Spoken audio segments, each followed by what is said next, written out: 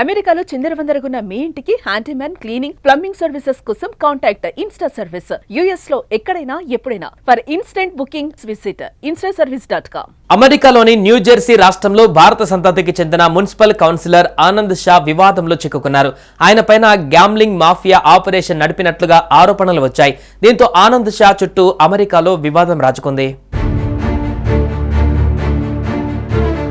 అమెరికాలోని న్యూజెర్సీలో municipal councillor భారత సంతతి నేత ఆనంద్ షాపై తీవ్ర ఆరోపణలు వస్తున్నాయి. Anand Shah gambling mafia operate చేస్తున్నట్లు వస్తున్న ఆరోపణలు ఇప్పుడు హాట్ టాపిక్ గా మారాయి. Anand Shah racketeering, gambling, money laundering లాంటి ఆరోపణలకు పాల్పడ్డారని New Jersey attorney general Matthew Platkin వెల్లడించారు. మొత్తం 39 మంది పైన కేసులు నమోదు కాగా 42 ఏళ్ల ఆనంద్ షా ఆ లిస్టులో ఉన్నట్లు అధికారికంగా వెల్లడించారు.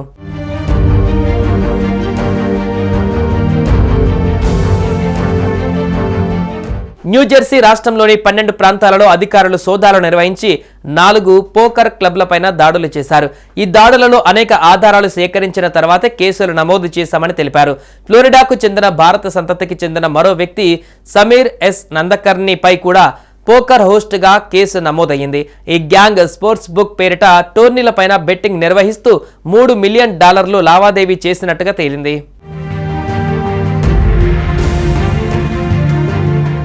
ఈ నేపథ్యంలో అటార్నీ జనరల్ కీలక వ్యాఖ్యలు చేశారు. సినిమాల్లో మాఫియాను గ్లామరస్ గా చూపిస్తారు, కానీ వాస్తవంలో అది చట్టాల ఉల్లంఘన. డబ్బు కోసం చట్టాలను తుంగలో తొక్కే వ్యవస్థ ఇది నేరం మాత్రమే కాదు, ప్రజల భద్రతకు ప్రమాదమని మాథ్యూ ప్లాట్కిన్ అన్నారు. కౌన్సిలర్ సహా ఈ గ్యాంబ్లింగ్ లో భాగమైన అందరూ న్యాయ విచారణ ఎదుర్కోవాల్సిందే అని హెచ్చరించారు. ఆరోపణలు నిరూపితమైతే కఠిన శిక్షలు అమలవుతాయని అటార్నీ జనరల్ మాథ్యూ ప్లాట్కిన్ అనడం గమనార్హం.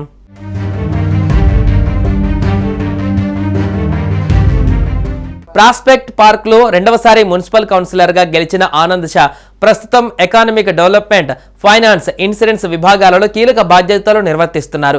ఇప్పుడు ఆయన పైన వచ్చిన ఈ ఆరోపణలు అమెరికాలో నివసిస్తున్న భారతీయ సమాజంలో కలకలం రేపాయి. ప్రజల నమ్మకాన్ని పొందిన ఓ ఎన్నికైన నాయకుడి పైన ఇటువంటి నేర ఆరోపణలు రావడం విచారకరమని న్యూజెర్సీ అధికార ప్రతినిధులు వ్యాఖ్యానించారు.